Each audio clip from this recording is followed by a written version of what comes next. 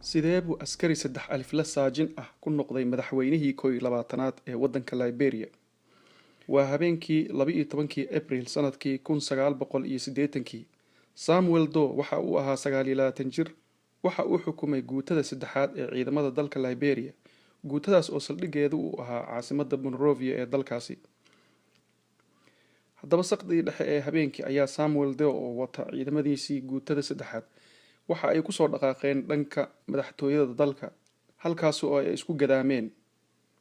Wax yar kadib, madaxweynihii iyo reerkiisii iyo dadkii taageersanaa oo lagu qiyaasay 26 qof oo ku sugnaa madaxtooyada markaa ayay meeshii ku dileen kuna laayeen. Waxaa xigay reediyowgii laga xukumay dalka, halkaasoo uu ka sheegay saajin 3 alifle Samuel Doe in dalka uu galay xaalad degdeg ah oo ayna ciidamada la wareegeen taladii dalka. There should be no movement in town. The government has now been taken over by the military until further notice. Isla maalintii xigtay, Samuel Doe waxa uu isku dalacsiiyay darajada generaal. Waxa uuna maxkamad ciidan soo taagay 11 ka mid ah wasiiradii xukuumaddii uu xukunka ka tuuray. Wasiiradaas waxaa ka mid ahaa madaxweynaha walaalkii iyo wasiirkii arrimaha dibadda dalka. Haddaba maxkamadaas oo si degdeg ah lagu saaray nimanka ayaa waxaa maalintii xigtay dadweynihii deganaa magaalada caasimadda ee Monrovia loo sheegay in ay isugu soo banbaxaan xeebta magaalada, halkaasoo laga fulin doono dilka wasiirada. Dadkii ayaa magaalada isugu soo baxay xeebtii magaalada, halkaasoo lagu fuliyay dilkii 11kii wasiir iyadoo inta la safay tiirar lagu xiray kadibna rasaas lala dhacay, taasoo argagax iyo anfariir ku reebtay shacabkii reer Liberia. Haddaba maxaa keenay in madaxweyne Samuel Doe uu sidaa u dhaqmo oo uu ka argoosto wasiiradii talada dalka hayay? Bal aynu yara dib u jaleecno taariikhda dalkan iyo halka ay waxaan ka soo bilowdeen.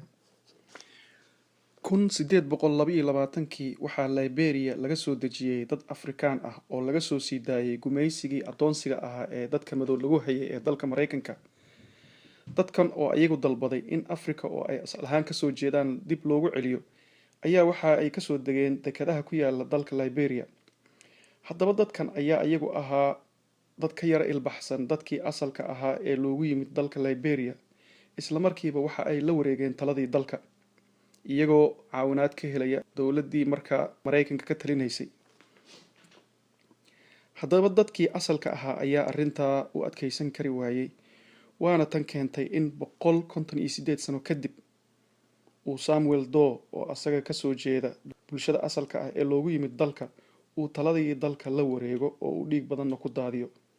Haddaba dowladdii Mareykanka ka jirtay ee xilliga afgembiga uu sameeyay Samuel Doe oo uu madax ka ahaa madaxweynihii Ronald Reagan iyo hay-addiisii sirdoonka ee CIA-da ayaa ayagu aad u taageersanaa afgembiga uu sameeyay ninkan da'da yar, iyagoo markaa ka cabsi qaba in uu Sovietka u gacan haatiyo oo uuna ku biiro bloggii Sovietka. Haddaba taasi waxay keentay in dalkii Liberia ah uu qas iyo qalaanqal ka bilowdo sanadkii 1985 kadib markii doorasho ku shubasho ah uu Samuel Doe ku guuleystay madaxweynenimada dalka. Bishii Sebtembar ee 1989 waxaa dalka ka aasaasmay jabhado, taasoo ay ugu xoog badnayd jabhaddii MPLA, taasoo uu hogaaminayay ninka la yiraahdo Charles Taylor.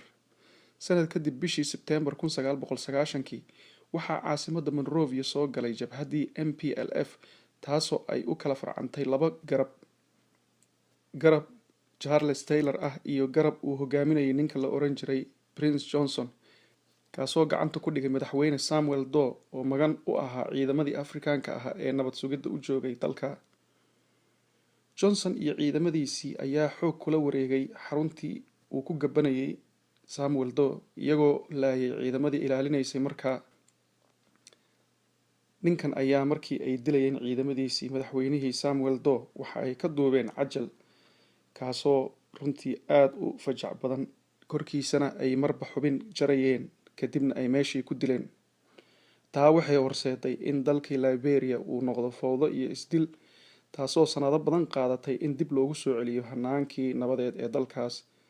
Haddaba tan waxay ku tusaysaa mahmaahda Ingiriiska ee ahayd "You live by the sword, you die by the sword", taasoo macnaheedu uu yahay seef ku noole seef buu ku dhintaa.